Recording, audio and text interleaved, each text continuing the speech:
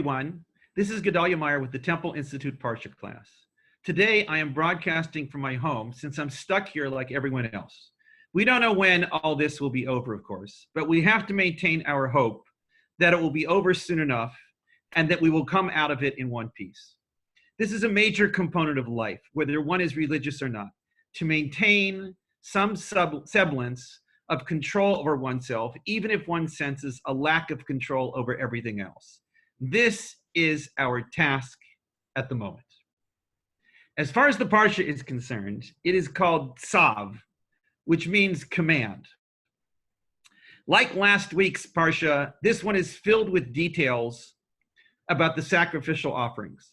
Admittedly, it is not easy to get all that interested in these details. It happens that to relieve some of this sense of apathy, this Shabbat is another special Shabbat as far as what is going on. It is called Shabbat HaGadol, which means the Great Shabbat. That is some name for Shabbat. It sounds like it must be something really special. It turns out that the actual reason it is called Shabbat HaGadol is quite mundane. It's not really that big of a deal at all. On this particular Shabbat, the rabbi of the synagogue is supposed to teach about the laws of the upcoming holiday of Pesach or Passover. Shabbat HaGadol always comes out in the Shabbat immediately preceding Passover. It is called the Great Shabbat because the sermon would take so long. Now, one may ask, why is it that an extra long sermon is anything great? If anything, this might be cause for people to dread this Shabbat, or not bother attending services, or use the time for a good long nap. The answer to this question is that the word gadol doesn't mean just great. It also means big. And that is certainly an accurate description of the size of these sermons. What are they supposed to talk about that takes so long? So as all Jews know, the laws and customs of Passover are long and detailed.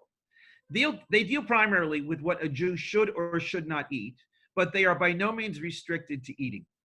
The food things include, of course, the matzah, that is pretty mandatory, and the accompanying prohibition of eating anything that is either a product of leavened flour or a food that came into significant contact with some leavened product. This includes a surprisingly large variety of foods. Many Jews, including all of the so-called Ashkenazi communities who come from the Eastern Europe Jewish communities, have extended this prohibition to include products made from various seed-like foods, such as corn or rice, since these things could also be made into flour and resemble grain-based flour. This extension results in a vast amount of food being off the table for the entire week-long festival. This has really given Passover its familiar image of a major intrusion into normal life. But Jews have faithfully kept these restrictions to one degree or another for hundreds or even thousands of years. There is no reason to suspect that the faithful are going to go out of practice anytime in the near future. In addition to the food laws, there is the famous Passover Seder, or order, of how to run the meal on Passover night. This Seder is hinted at in the Torah itself and was probably being conducted in some way during temple times. The first real idea of what actually is supposed to go on comes from an almost 2,000-year-old compilation called the Mishnah, which is the earliest collection of Jewish law beyond what is in the Torah itself. This material contains the core of the present-day Seder. Over the next 15 or so centuries, this material was supplemented by various passages and teachings from many ancient Jewish sources. These included various homiletical teachings known as midrash, some short or long poems or songs, some extra blessings, which all contribute to the general story that is supposed to be conveyed over the course of the Seder and the meal. This story, of course, is the Exodus, one of the most famous events in the history of the world. The Seder is really the way that Jews relive the Exodus, something that they have been doing faithfully and religiously for over 3,000 years. It's probably the longest running continuous lending ritual in the entire world. The formal text of all this, which is recited before the main meal, is called the Haggadah or Haggadah. Haggadah really means story. The Haggadah is every bit as important to the Seder as the matzah. Without the Haggadah, there would be no Seder. Among the more famous readings of the Haggadah is the 4 questions, which ask and describe ways that this night is different from all other nights. Then there is the reciting of the whole Exodus story, complete with the 10 plagues.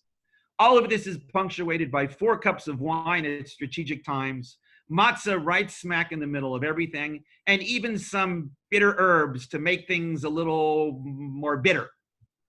There are a few other special foods to spice things up, depending on what Jewish community one comes from or what their particular family custom happens to be.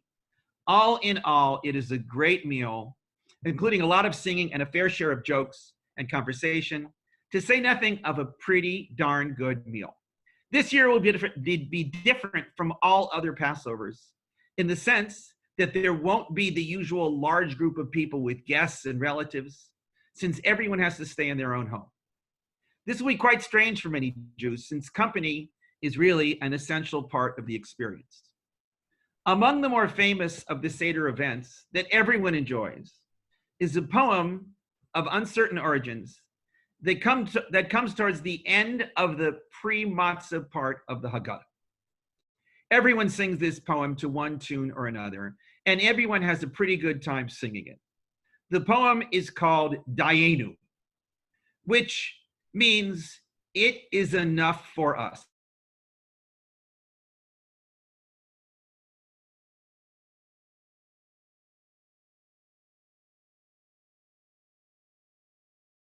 As Jews, common speech to just when they've had enough of something, they just say Dayenu. It is about 15 lines long, and it expresses a sense of gratitude for God, gratitude to God for all the wonderful things that God did for the Jews in the course of the Exodus. Each line expresses the idea that if God had only done up to some stage of the process, it would have been enough. Dayenu. The whole series of these stages and their accompanying expression of Dayenu, or this would have been enough, make a continuous theme of gratitude. Whether Jews understand all this or not, it makes for a high point in the Seder that everybody can enjoy. When we analyze Dayenu, however, certain questions arise. The very first line states that if God had only taken us out of Egypt, that would have been enough. What would have been missing had we only reached that stage? Well, for starters, all the rest of the things mentioned in Dayenu, such as the giving of the Torah, bringing us into the land of Israel, building the temple, and a whole slew of other things. The famous question, which many people ask, is how would it have been enough at any individual stage of Dayenu with everything that comes after missing? How would coming out of Egypt be worthwhile without the Torah? Or how would the Exodus be enough without the splitting of the sea, which saved the Israelites from their Egyptian pursuers? There are so many of these questions that it makes one wonder how this poem made it into the Haggadah in the first place, and how it passed the scrutiny of so many generations of rabbis who are asking questions about everything under the sun. Why are we being told that we should be satisfied with halfway measures? That's the question. However, there's another question on Dayenu that hardly ever gets asked, and that is why the absolute minimum that we should be satisfied with is the first stage, coming out of Egypt. What if we didn't come out of Egypt, but just managed to survive the slavery and oppression to live another day? Wouldn't that have been enough cause for gratitude? Why is the minimal bar for gratitude set at coming out of Egypt? Perhaps an answer to this question will help us with the other set of questions concerning the rest of Dayenu. Perhaps the answer to this question is that there is a minimum standard for what we can expect out of life. If the fate of the Israelites would have been anything less than emerging from Egypt, they would have never been the Israelites. They may have survived as individuals who would have then faded into whatever nationalities or peoples that they would have blended into. But the Israelites and the Jews would never have come into existence. This would not have been enough. This would have been unacceptable. A world without the Israelites and the Jews would not have been the world that has come to be. There are certain things that have to be, and one of them is the existence of the Israelites and the Jews. This alone would have been enough, but without it, it wouldn't. With this, we can perhaps gain an understanding of the rest of the Dayenu poem. Each stage is indeed enough, because each stage represents another bar in what is enough for the fate of the Jewish people. If we had made it out of Egypt, but didn't make it across the Red Sea, that would have been enough, since there would still have been an Israelite people, even if they were short-lived. They might have been stuck in some Red Sea limbo, but the Exodus still would have happened to somebody in some manner. If they had made it across the sea and never made it to Mount Sinai, that also would have been enough. The event at the Red Sea would have served its function to demonstrate that God can work miracles when necessary, even if no Torah would have been given. What would the Israelites have been without the Torah? We do not know. But they would have experienced the crossing of the sea, and that alone would have been enough.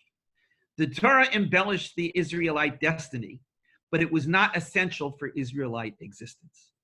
If the Israelites had received the Torah, but had never made it to the land of Israel, that also would have been enough. The land, as essential as it was and is not as essential as the Torah. All of the earlier stages are in some way more essential than the later stages. The later stages are embellishments to the earlier stages, but without them, the earlier stages still would have served their functions. This may be difficult for us to fathom, but that doesn't take anything away from its truth. We frequently find ourselves in situations in which we feel that we simply cannot live without some seemingly essential thing. If the fridge or the car breaks down, it may seem that life cannot go on. If some money source has dried up, it may seem like the end of the world. If a plague strikes, it may feel as though the world is coming to an end. All of these minor or major catastrophes seem to be unbearable when they are happening. But somehow, when they are over, we sense that they were never anything that threatened our very existence. We would come through one way or another. What is truly essential is to be alive, to exist as the people we know that we are, and to have some sense of purpose in our lives. Once we have those essentials, all else is luxury. When we learn to say about life that once we have that essential minimum, that really is enough, we will have made a major step in being able to face almost anything that life throws our way. We may not be able to control all that happens to us, but with an attitude like Dayenu, we can control how we deal with it. This is our task, and this perhaps is an extremely important message for this particular Passover for all of us. To have the attitude of Dayenu. If we have this, it's enough. We don't necessarily need all those other things that we thought we needed. We can live without them. Dayenu. Shabbat Shalom and Chag Sameach.